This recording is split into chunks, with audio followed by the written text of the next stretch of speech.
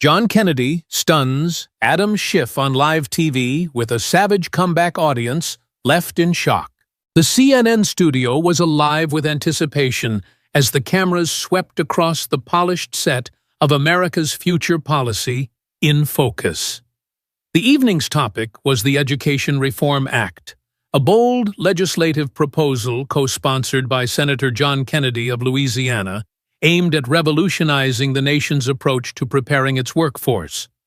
The bill allocated $2 billion over 5 years to expand vocational training fund public-private partnerships for apprenticeships and provide grants to community colleges to align curricula with local job markets. It had sparked surprising bipartisan interest, drawing endorsements from educators, trade unions, and business leaders concerned about skyrocketing college costs and student debt. But not all were convinced. Congressman Adam Schiff, a seasoned Democrat from California, known for his articulate and incisive critiques, was invited to challenge the bill's merits. What unfolded was no ordinary policy debate. It was a riveting clash of ideas, with Kennedy's meticulous preparation, sharp wit, and relatable storytelling, turning the segment into a viral sensation that left the studio audience stunned and set social media ablaze.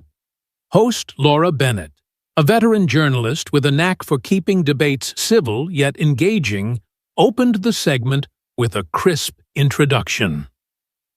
Tonight we're diving into the Education Reform Act, a proposal that could reshape how America educates its future workforce, she said, her tone signaling the weight of the discussion.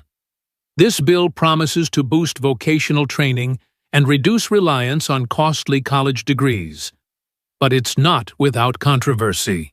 She turned first to Congressman Schiff, who sat confidently in a tailored navy suit, his posture relaxed, but his gaze sharp, ready to dissect the legislation.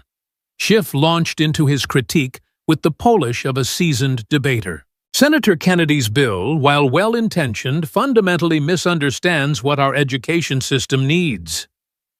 He began, his voice measured and authoritative. By prioritizing trade schools and vocational programs, it risks sidelining the critical thinking and innovation fostered by four-year universities. This approach might resonate in certain rural districts, but it fails to address the diverse needs of students in urban and suburban communities across America. We need a balanced investment in all forms of education, not a pivot that could leave millions behind.